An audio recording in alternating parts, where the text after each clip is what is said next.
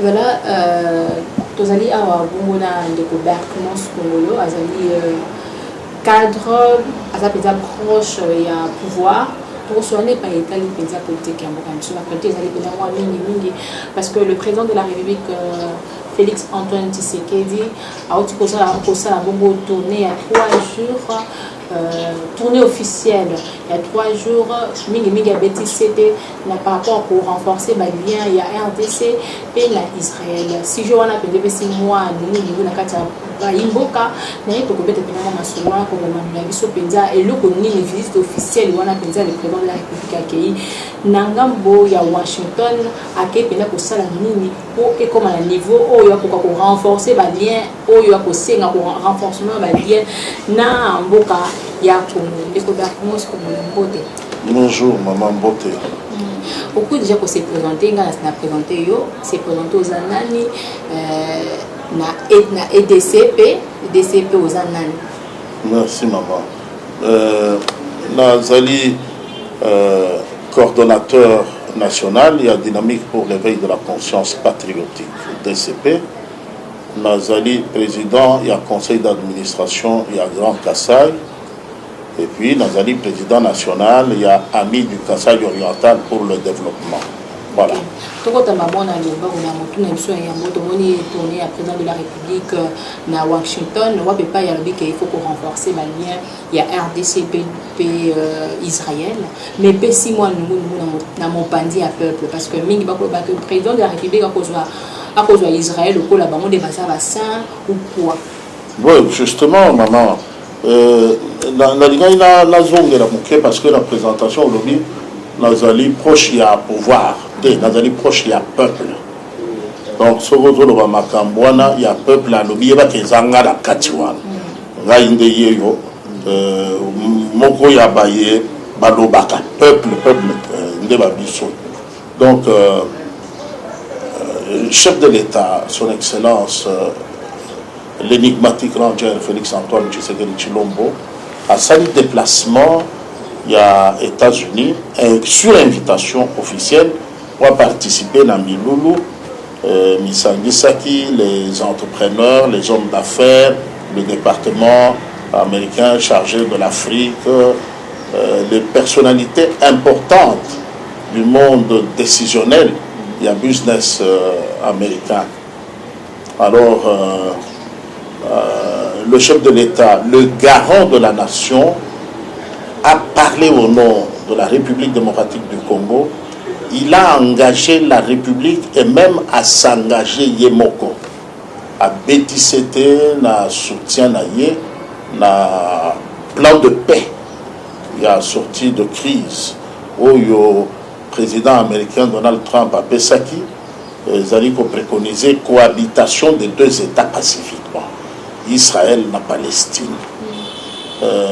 Il faut tout histoire, tout le passé pour comprendre comment chef de l'État a eu opposition.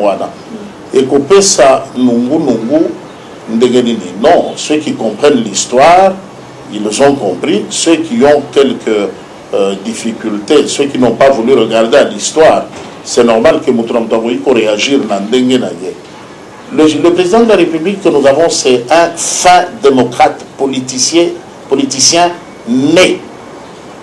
Donc, il ne connaît pas autre chose que la politique. Aden na yewana. Banda azana libuma mama na bango ezaki déjà la politique na kati. Ti le loboy. Donc, prétendre mieux connaître la politique, il ne s'est pas improvisé dans la aya politique. Lui et la politique, c'est la même chose. Donc, sa façon de comprendre a toujours une longueur d'avance. Je me rappelle que Maréchal Mobutu a salaka discours dans les Nations Unies, à l'Obaka, vraiment un très bon français qui était écrit sur papier, qui disait, entre autres, entre un frère et un ami, le choix est clair. Oui, mais ce n'est pas, je ne sais pas, chacun interprète ça à sa façon. Hein. Entre un frère et un ami, le choix est clair. Après la déception en famille, le choix est clair veut dire on s'appuie sur l'ami. Après la déception dans l'amitié, on dit le choix est clair, on s'appuie sur la famille. Donc ce n'est pas une loi quelconque qui lie les choses. Bon, famille, famille. Mais depuis ce discours-là, on a vu comment la République du Zaïre a évolué décrescendo. En quittant le piédestal où on était, on a continué à faire les marches de l'escalier vers le bas jusqu'au point où le maréchal Mobutu Yemoko a commencé à bout d'inspiration. Donc, Mobutu fait mon diable illustré très bien. Mobutu Kezali a beaucoup fait et nulle part, mais il y a Simbika Kafola. Alors, par là, vous voulez dire quoi? Je veux dire que le maréchal, prise de position par rapport à l'État d'Israël, c'était la misère totale. On était soutenu par quel État africain? Quel État dans le monde pouvait encore prendre le risque de soutenir Zaïre et Andengwan? Pour fêter, pour ça la manifestation dans ce pays, un club de jouisseurs va se retrouver dans Camagnola sur le fleuve. C'est tout. Et puis, trop d'animation politique budgétivore, mais improductif. Alors, aujourd'hui, son Excellence, Monsieur le Président de la République, a compris qu'on peut changer les fusils d'épaule, tenter une nouvelle expérience, d'autant plus qu'il y a le changement au pays et que c'est l'année d'action. Les actions, c'est entre autres renforcer ces liens diplomatiques, renforcer la présence israélienne en République démocratique du Congo, affermir les relations d'affaires avec le peuple américain, inviter le maximum d'investisseurs, tous ceux qui se méfiaient, on ne doit pas laisser ce groupe de lobby qui a soutenu les troupes de l'AFDEL pour qu'ils viennent au bout de Mobutu. Mais maintenant qu'on peut les capitaliser pour la promotion du niveau de vie du peuple, on doit applaudir sans plus. Ok, il y a un bon décollement, moi c'est quoi concernant le balangina tout na motuna na mo batba ko le président de la République na mandat na kaka o un an o abeti to près de 100 tours kuna na Washington ma ko kutana na Donald Trump boy officiellement té.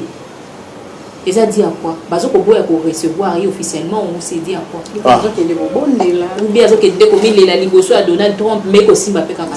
Merci beaucoup. La constitution n'a biso nulle part au Congo tabakomi que ceux qui va investir mon chef de l'État il faut que tu aies un président américain. Mais pour soutenir le pays mingi RDC non.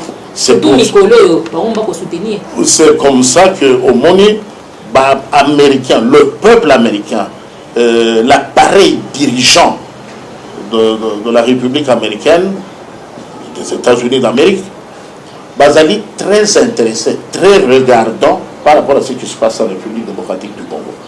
Dernier fonctionnement, il y a Mboka wana États-Unis d'Amérique, ezali neti yabiso wate. Oyo tomesana trop de confusion. Moto azali ministre national accueilli ko inauguré pont Basali dans un quartier, la ville oyo ezali na gouvernement provincial.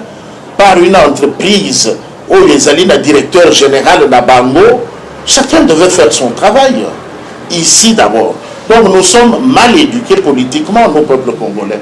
Comme ça, nous pensons que quand le chef de l'État rencontre les milliers d'affaires, il discute avec eux et qu'il a pour témoin, au nom de l'État des États-Unis d'Amérique, le secrétaire d'État en charge de l'Afrique, il fallait qu'à Trump pour tomber ça la bongo awa ceux qui montent à Bukindaku ajima banga atie na balabala pona au salake mai était le makate on a monté mon gars la costume a memi ba garde corps a sombeli bana ba polo a luki ba caméra pour moi la yego inaugurer tronçon wana. C'est cette mentalité là chers journalistes et l'on voit bien dans mitou chef de l'État Yabiso Azamutu Yasika Mutu Yambongwana. Il vient avec le changement. Mais quand même,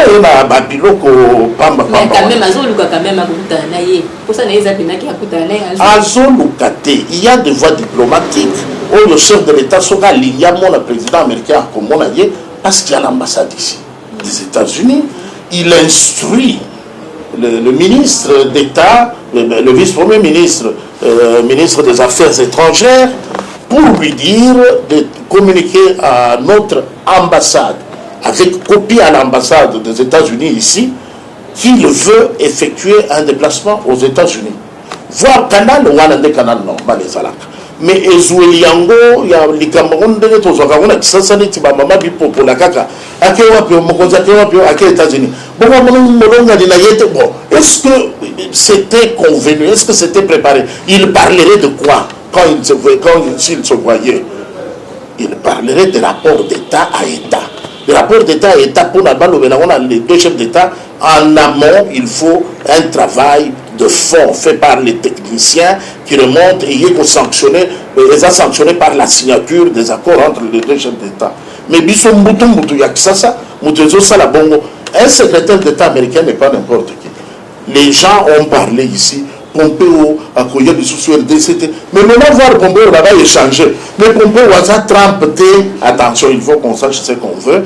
Le chef de l'État est allé essentiellement pour montrer que l'image du pays s'est améliorée. Le pays est de plus en plus fréquentable. Tous les investisseurs peuvent être les bienvenus. Pour dire ça, il n'avait pas besoin de M. Trump. Pour changer un peu de sujet, qui est aux approches du cash, au défendre comme chef de l'État. Aux approches du peuple. Cash le peuple. Ce qui cache le cash, ça veut dire peuple, il y a véritable, il y a le voilà, pour changer un peu de sujet, tout le monde qui, un certain temps, le président de la République a nommé qui au magistrat parce que justice n'a vu ce qu'on s'autorise qu'il y a justice, il y a des sentiments, il y a justice, il y a tendance à après on a accusation zaki ba détourner ba mbongo ya ba saut des moutons après on a tout monde ba arrestation ya bato aminer ne bazaki ba intouchable. Moi réaction non quand même par rapport il y a acte. Oui, réaction ngai ezali ya kobetela mokonzi ya ekolo maboko alobaki année d'action ezali penda action oyo bangi koloba oyo zoloba kambo monaki liboso avant ezalaki lokola oyo bangi koloba na zolobela dans sunga yo place wana liboso kasi yo bangi koloba tikana sunga liboso tozalaki na ba budgétivore qui des affairistes qui occupaient les fauteuils où ils étaient payés de toutes parts. État à Foutibango, justiciable, Foutibango, ils étaient comme ça. Parce que le passé le plus récent, Nicolo Yotuko Lekawa, on a eu le sénateur Joseph Kabila, président de la République pendant 18 ans. Il y a sanctionné, il y a puni, il y a traduit en justice. Il y a audit. Nulle part. N'ayons pas peur des mots. Il faut dire les choses telles qu'elles sont. Et maintenant, peuple à lobby, Toboyi et continuer bongo, Tolingi changement. Ndeli Kambomone sali honorable Chadari Chômeur. Peuple à Boya qui continuité. Alors, peuple à Lingi changement, comme Mokonzi a Ekolo, a outi na milongo ya peuple, a yebi oyo peuple, bazo kanisa, alobi bo bandela nanu na bureau na ngai moko. Est-ce que makambo nyonso ezali en ordre là mutu nyonso asali musala na yebo elongo bani? Alors la charité bien ordonnée commence par soi-même. Justice sikoyo oyo bakonzi ya sika mokonzi parce que ezali prérogative constitutionnelle na ye. Bango bakosala élection basorganiser na ndenge na bango. Et après, il y a une proposition et pas y a mon consi. Il y a un côté à Manzaka pour vendre sa batoire dans Gwende. Mais est-ce que tout le monde qui a enquête, il y a Antonov Oyo et Salaki Cracho, enquête et qu'il y a une suite. Est-ce que vraiment Ndenge Batouana, Kangami, est-ce que ça va vraiment aboutir? Parce que Batebele va accuser le président Fachi qui a la politique spectaculaire pour nous pays Sabatou, mais na c'est vraiment ça va pas. Aza sur une chaise éjectable. Bon, madame, mon tour à l'immobilier, c'est que l'Ingi Baka, c'est un asile, ça bon, on raconte à la Yabi. bakonzi oyo banome na magistrature sikoyo bango nde bazali na responsabilité ya kopesa yano na mutuna nao. Est-ce que ça va changer? Est-ce que ça va aboutir à quelque chose? Le chef de l'État a fait sa part. Et Tigali Bango pe basala oh ya bango. Est-ce que ekozala toujours pour rendre votre justice, il faut visiter magistrat na butu, il faut luka composition ayeba nani nde nani yabino yangoyo. Alors pour cela, la précaution, le chef de l'État a sali par na ye. Totali ba magistrat sala par na bango. Biso peuple toujours prérogatif pour tout ça la part d'Abisso. Dynamique pour l'éveil de la conscience patriotique. Tozo lande la bango na mystique a fourmi. Amegi kolia moi et loko mbala moko signaler biso. Tel jour à telle heure à tel endroit et puis tozo lande la biso tozo filer bango. Ato moni au côté ba changer système te ba téléphone etika la libanda. Ba komiti na ba montre. Te alongo la lunette alongo la po ba yi ba bien. Toza na bino. Bon continuer de ngana biso ndeto ko sila na bino. Parce que le chef de l'État a dit à Fandissi Makambu, a dit à magistrat, au magistrat, mais tu as dit que Ezali Bino Batu a cessé. Bino Batu a cessé, de Batu a laissé pour d'aller ça. Les cours et tribunaux, Ezali bloc Mobimba ya institution à part. Quand il y a le cabinet, il y a PGR, il y a le premier président. Ce n'est pas suffisant, on risque de faire l'erreur. Bateau bazonyo kwa mingi peuple biso peuple te peuple yo kwa mingi zali peuple yo biso ba convoquer biso na ba conteneur. OK na conteneur ba fandisi yo wana ata 2 heures 3 heures du temps mutongo azana téléphone abengio pesa kombo atiki nano akeko solo na mama muzikili banda c'est nde batu wana tozolo bela ces gens oyo wana bazaba o PJ wana. Les gens oyo monaka soko komi na parquet batito batinda ya kobenga yo par exemple basali réquisition na la police aye baye mokonzi chef tsana no mutuka to solo la mususu batinda ka bango bongo baya kokanga ngai baye na kamwa mandat na bango barakisi mandat nazaki na madame na bino ça on doit aller répondre c'est un mandat donc je suis en état d'arrestation je dois arriver là-bas la koti na mutuka bango pe bamati to na démarré télémanam to solo na biboze la moke to solo na uzolo ke sika to solo na nyati na bango vitesse ti na yipekin chef méthode na bito côté na dano na lupango to côté na lupango mbala moko na katanda kwa dans se sentir en insécurité mais otozaki na technocrate moko ya blague te na yipekin mtu penda vandisa masolo ayebi penda le droit c'est quoi. Donc, bandeko wana na yebisa bango boy. Tina kobima wa atanzete moko ya allumette boko zote. Polonais moko mto instrumentaliser bango. Ceux qui peut à se suicider, ceux qui ndenge nini pour santa penda ka ye ko ningisa libanga donc à sentir penda que moto ya yebi ba droit na ye ko financer tout moi ba mbongo ba ko le mbongo au fele, ça c'est pas mon problème mais ba ko sala kama bête. Alors, nous sommes dans un sujet d'arrestation, il y a Fachi, le baiser spectaculaire. Est-ce que vraiment ça enquête, ça va aboutir à quelque chose? Fachi n'a pas arrêté. Ce n'est pas Fachi qui a arrêté. La justice. Au moni, attention, attention. Makamoussou sur le photo de Mayango. Changement et Salemi Namboka. Ton message qui pensée unique. Ce qui ont moni moi la quelque chose. Moto pas ya voisin papa na bango moto atindi papa makambora ya kolambeta na kaye ça dépend to uti wapi to uti na poto nazo comprendre mituna na bino mais bozonga bato bozonga na contexte ya changement ça veut dire bato yo bazana conscience ya musala na bango ba comprendre que mbongwana est comme réalité makambo est changé donc désormais je peux appeler ce PDG là il vient me répondre na koyoka baku de fileté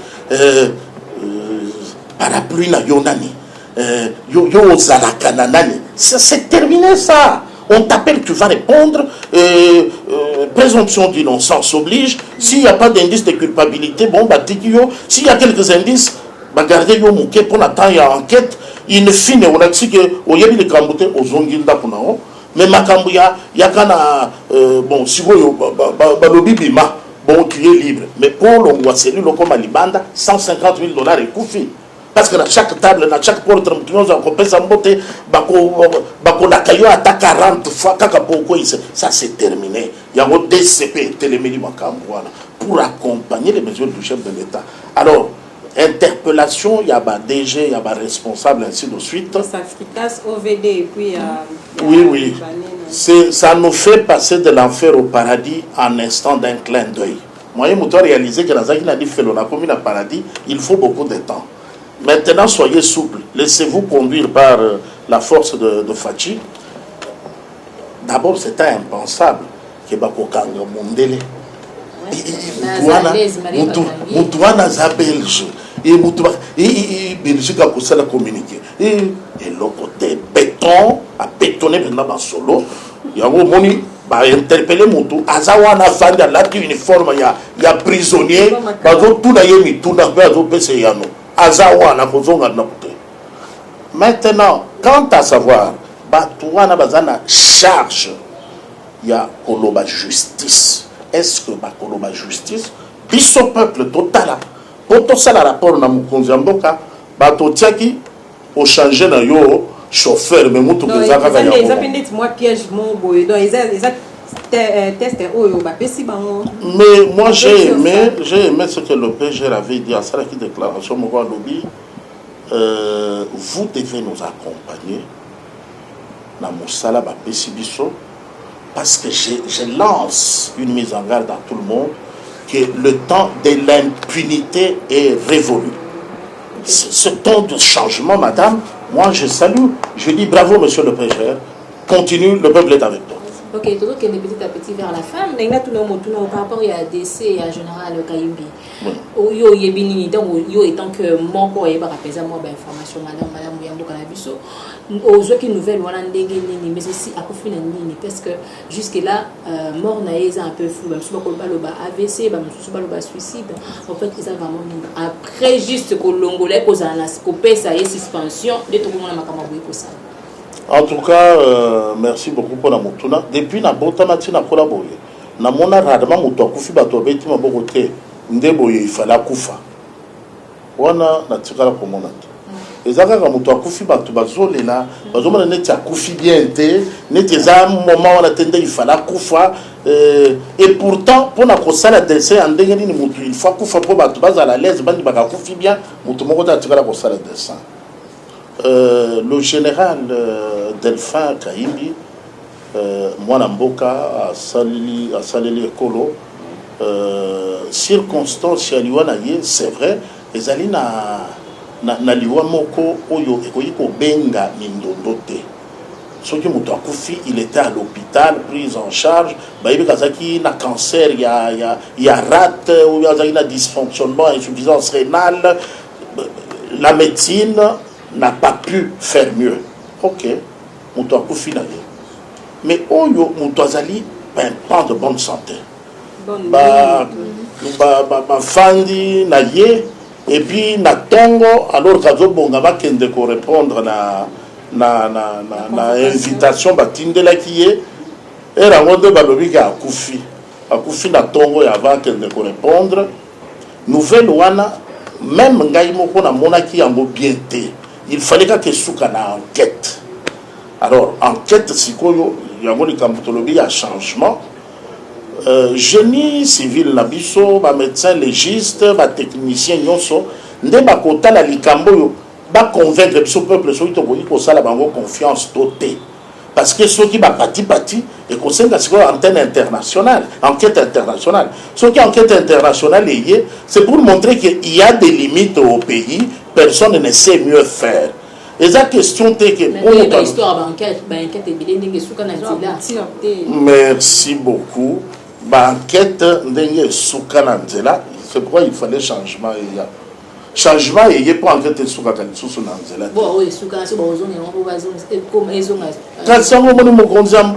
Embarrassé peuple. Mais quand même, Nzambe a lingi changement pe kota. Atali a lobby toko fouinette. Je ne vais pas fouiner dans le passé. Pour ce cas fouiner sur le commun Makuna, il y a biloko et pola. Donc il y a bien la tête. Mais le chef de l'État a péqué si justice était fouiner. Il y a fouiner. biso peuple a petit biso te ko fouiner to ko fouiner toyebaki a fait quoi pour sinon banyongo nyonso bato bazwaki mbongo na FPI ekwei na mai chef de l'état lobi ya ko fouiner te nyongo ya bato il faut kozongisa mbongo yo zwaki na banque osombeli ba makambo na ondako ekwei na mai chef de l'état boyi ko fouiner non il faut zongisa mbongo ya bato ndako ya bato yo botolaki po ozaki pembeni ya mokonzi ya lobby mokonzi wana longwe yo lobby comme baboyi ko fouiner ndako ezaka ya bima na ndako ya bato. C'est comme ça. Ok. Maintenant, Zimingi, n'était Thérèse, vous avez mutuna non, moi, bon, question on a tout souvent invité nangai depuis président Fachi Azana pouvoir, c'est pour une année pour Kisami, to ebike au kolobaka bilan n'est positif, mais ce qui les lots aux anaï en face, bah c'est mieux OP ça y conseille mon qu'on a 2 secondes au lobane vraiment. Na koloba mokonzi bolingo na yo et pas bangura na yo eleki ebele. Mais quand vous diminuez, mais quand vous dosez mouké, au lingi bango et belé koleka. Donc, en tant que président du conseil d'administration du Grand Kassai, nako bakisa ete mokonzi amboka yebake ozali na mai oyo epesa yo motolo. Mai wana euta na Lusambo, na Kabinda, na Chikapa, na Kananga, na Mujimai. Donc, bobanda évangile ekende mokili mobimba mais bobanda na Jérusalem na sepeli na maloba yo lobaki na réunion kuna o se basé na boyambi na yo ndakisa ya bien otangeli biso ba roi David otangi ba tebele donc biso pe tozana ba héros na biso yo pe ozana ba héros na yo ya famille na yo donc il faut yebana ke pa ya ba héros yango yo. Pokuna Ngaïnde, président du conseil d'administration, je lance une invitation, un appel solennel respectueusement. Na Sepeli, na Nikambo, il y a désenclavement par voie maritime, voie fluviale. Donc, Toko Sepela, Toyo rappelle à Grand Kassai que attention et comme il focaliser wana, ndenge zalaki focaliser na est de conseil ngana professeur Mokonzi.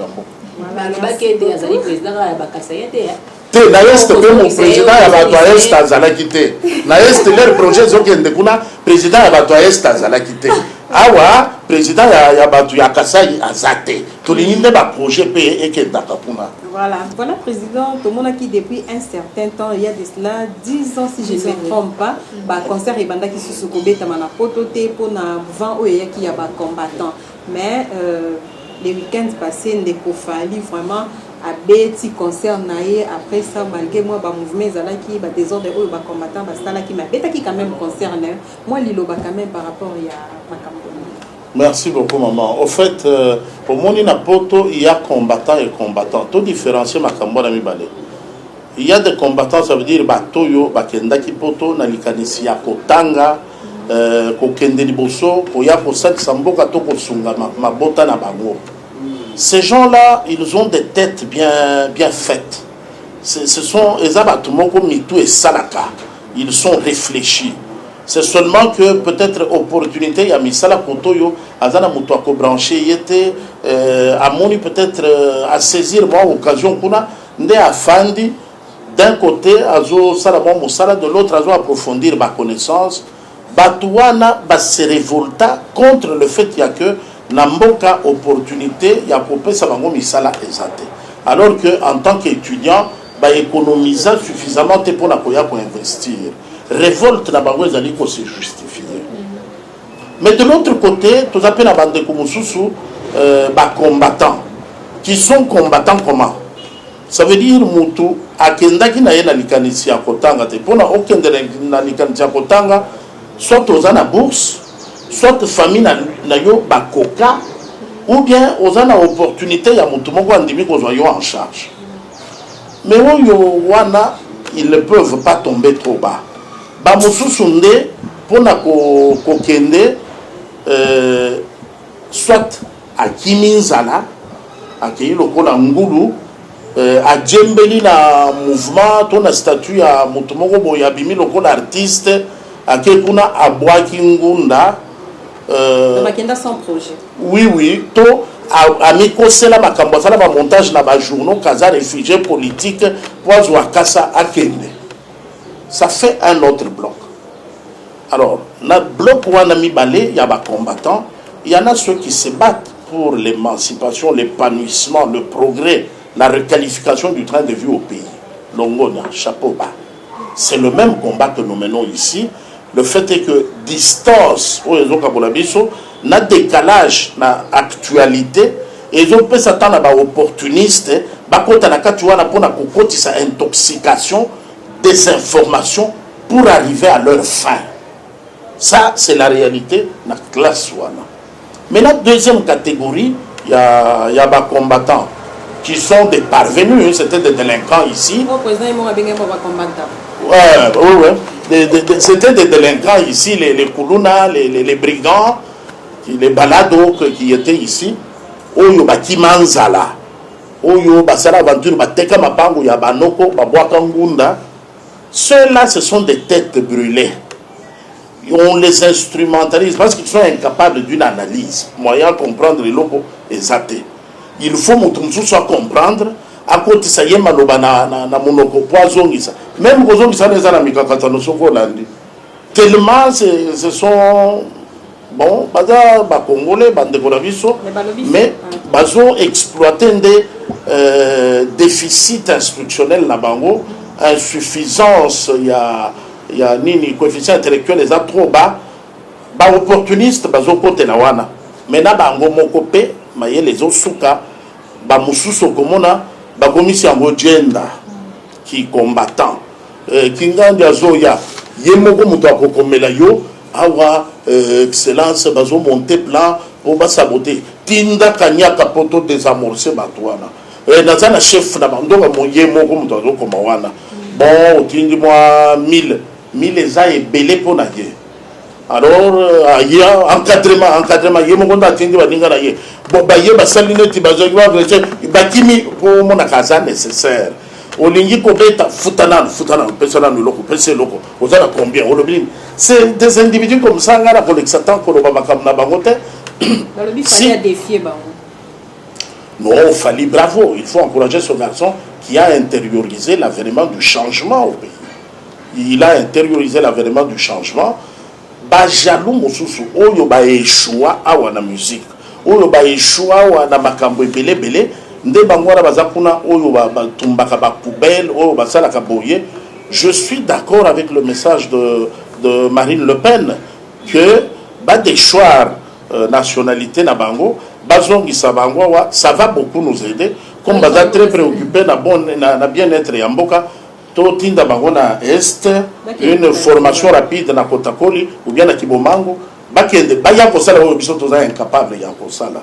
Donc j'encourage l'artiste musicien Fally Ipupa et j'invite les autres à lui emboîter le pas. Maintenant c'est l'époque du changement. Le clientélisme politique est terminé. Oyo pokende ko beta kuna il faut qu'il gagne pesa maboko te. Tous à temps il y a changement de l'eau lingi ko beta o beki na ndenge fali azo salawa.